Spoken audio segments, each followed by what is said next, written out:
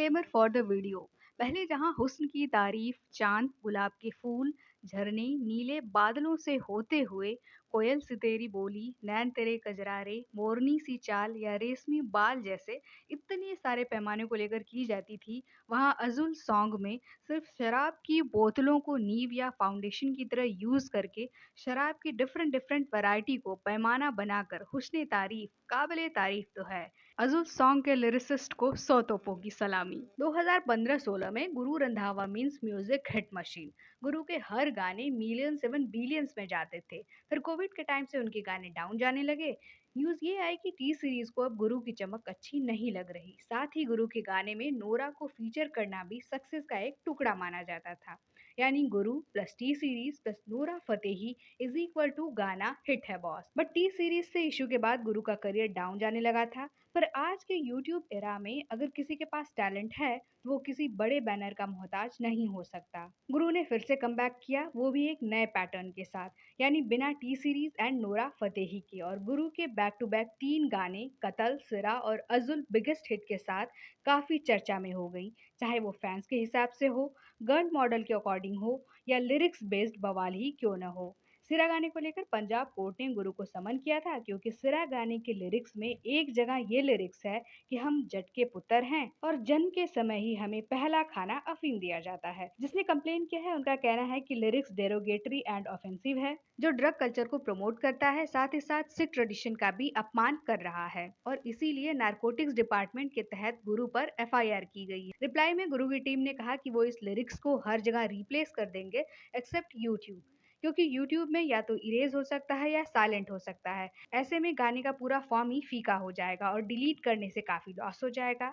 रहा सबसे नया गाना अजुल, तो वो माइनर स्कूल गर्ल्स को सेक्सुअलाइज एंड ऑब्जेक्टिफाई कर रहा है, इस चीज को लेकर सुर्खियों में छाया है। Let's deep dive into each controversy. No doubt Guru के गाने टी सीरीज एंड नोरा की वजह से नहीं बल्कि उनकी वजह से हिट होते हैं, और इसका जवाब उन्होंने अपने तीनों नए सॉन्ग्स के जरिए दे दिया है, जहां न टी सीरीज है और न ही नोरा। इन तीनों गानों में न बल्कि गुरु ने इंस्टाग्राम से न्यू फेस इंट्रोड्यूस किया है, बल्कि यहाँ तक कि अपने नेक्स्ट प्रोजेक्ट के लिए भी गुरु ने इंस्टा से ही एक नया चेहरा चुन लिया है। कतल गाने की लीड एक्ट्रेस रेवती महूरकर न्यूयॉर्क में फुल टाइम प्रोफेशनल डांसर थी।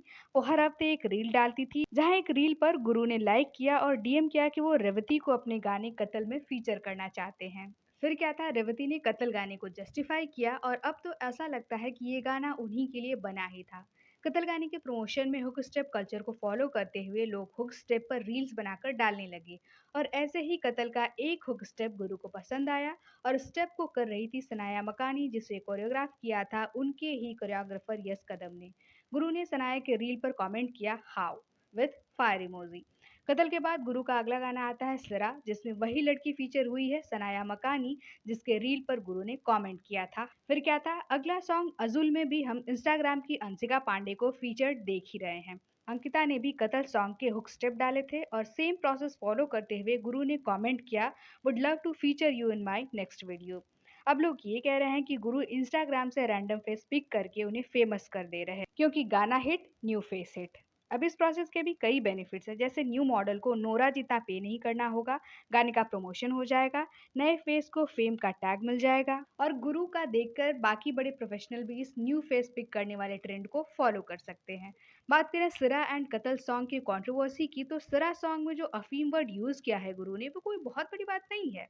बहुत से लोग ऐसे वर्ड्स यूज करते हैं, पर बात यह है कि बूंद बूंद से सागर भरता है। यही छोटी छोटी बातें एक दिन बड़े बुराई का रूप ले लेती है। अच्छा तो यही है कि पहले स्टेप पर ही उसे रोक दिया जाए, ताकि वो डेंजरस फॉर्म न ले पाए। जहां तक रही गवर्नमेंट की किसी बड़े मुद्दे पर न बोलना पर छोटे छोटे मुद्दे में टांग अड़ाने वाली बात, ये तो अच्छा है कि कहीं तो कुछ कर रही है गवर्नमेंट। बड़े बड़े मुद्दे ना सही, मिनी स्टेप्स भी बुरे नहीं हैं। पंजाब में ड्रग्स अफीम शराब गन का कल्चर कितना रोमांटिसाइज किया जाता है, ये कोई छुपी बात नहीं है, और लोग अच्छी बातों से ज्यादा नेगेटिव बातों पर जल्दी ध्यान करते या सीखते हैं। और गाने तो लोगों की लाइफ का एक इम्पॉर्टेंट हिस्सा है, वो उसे गुनगुनाते और उस पर झूमते हैं। ऐसे हम लोग गुनगुनाते गुनगुनाते उस पे एक्ट न करने लगे, इसकी क्या गारंटी है।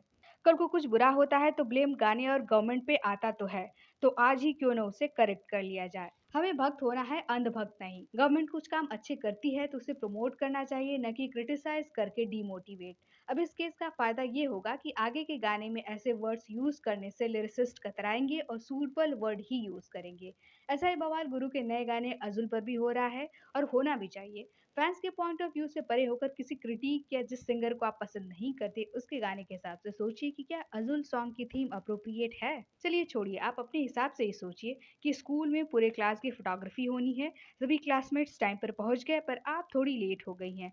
फिर आप जब अकेले जाती हैं तो फोटोग्राफर का ध्यान आप पर जाता है और वो मन ही मन आपके बारे में आपके पैर से लेकर सिर तक स्कैन कर रहा हो। आपकी छोटी स्कर्ट उसको रोमांटिक लग रही हो। मन में ही वो आपको अज़ूल, टेरमाना, हेनेसी, रेड वाइन, देसी ठर्रा, चिरोग, ब्लेंडेड स्कॉच या डेलमोर जैसे शराब की बोतलों और उनके नशे से कंपेयर कर रहा हो। या आपकी बहन या बच्ची हो जिसे कोई यूँ सेक्सुअलाइज़ या ऑब्जेक्टिफाई कर रहा हो। तो क्या अच्छी फीलिंग आएगी? नहीं ना। पर ये गाना तो उसी कल्चर को प्रमोट कर रहा है, वो भी इंडिया जैसे देश में जहाँ बलात्कार और छेड़छाड़ के केसेस दिन पर दिन बढ़ते ही जा रहे हैं बस। जिस तरीके से वीडियो का इम्पैक्ट हमारे दिमाग पर सबसे ज़्यादा होता है, उसी तरीके से गाने भी दिमाग में जल्दी उतर जाते हैं। अंशिका पांडे जिन्होंने माइनर स्कूल गर्ल को पोर्ट्रे किया है, वो माइनर तो नहीं है पर सवाल उन पर भी उठता है कि उन्होंने ऐसे रोल के लिए क्यों हाँ कहा। पर उससे भी ज़्यादा सवाल ये है कि गुरु जैसे प्रोफेशनल ने ऐसे कैरेक्टर को क्यों सोचा। अंशिका तो न्यू फेस थी, उन्हें काम चाहिए था और ऑफर जब गुरु की तरफ से हो गया तो कौन इतना सोचे। पर गुरु को तो सोचना था कि इस गाने का मेरे उन फैंस पर क्या असर होगा जो मुझे फॉलो करते हैं या जो मुझे आइडियल मानते हैं। उनकी छोड़िए, अगर ये बात किसी क्रिटिक के दिमाग में नहीं आती तो हम भी एज अ नॉर्मल फैन इस गाने को ट्रेंडिंग करते, इस पे झूमते, जो कि कर भी रहे हैं, इस बात से बेखबर कि हमारे अंदर माइनर स्कूल गर्ल को सेक्सुअलाइज करने वाला एक स्लो पॉइजन इंजेक्ट हो गया है जो आगे चलकर पॉइजनस हो सकता है। पहले बाल विवाह की प्रथा थी जहां लड़का उम्र दराज और लड़की छोटी उम्र की होती थी।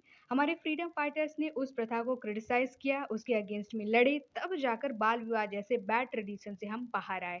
पर अब फिर हम धीरे धीरे उसी तरफ जा रहे हैं, वो भी उसे अपनी पर्सनल लाइफ का टैग देते हुए, खुशी से एक्सेप्ट करते हुए। गवर्नमेंट इसीलिए ही कोई सख्त कदम उठाने से डरती है क्योंकि उनके फैंस ही उनके आइडियल के गलत को जस्टिफाई करने लगते हैं। जैसे एक माँ अपने बच्चे की गलतियों को छुपाती है, बातों से कवर अप करती है, ठीक वैसे ही फैंस भी अपने फेवरेट का फेवर लेके डिफरेंट डिफरेंट केस का एग्जाम्पल देकर उसे जस्टिफाई और कवर अप करने की कोशिश करते हैं। पर एट द बॉटम उनको भी पता है कि गलत तो है, वरना जस्टिफिकेशन की क्या ज़रूरत। कुछ लोग कोरियन ड्रामा से भी कंपेयर करके सॉन्ग को कवर अप करने की कोशिश कर रहे हैं कि कोरियन पॉप या ड्रामा पे क्यों नहीं सवाल उठाते। पर ये भी तो सोचिए, वो कोरियन कल्चर का हिस्सा है, वहाँ के रूल्स अलग हैं, नॉर्म्स अलग है, हरसमेंट केस के नंबर या बलात्कार के नंबर अलग हैं। हम इंडिया में हैं, यहाँ का कल्चर अलग है। अब शर्मा, वर्मा, मिश्रा, ठाकुर या यादव जी का बेटा या बेटी शराब पी रहे, तो क्या आप भी अपने बच्चों को शराब पीने देंगे या कोशिश करेंगे कि वो न पिए? वैसे ही ये छोटे छोटे प्रयास कल्चर को बचाने के लिए ही है, वरना फिर hashtag justice, hashtag me too या कैंडल मार्च करते रहिए। देसी अरबनी, बाय बाय।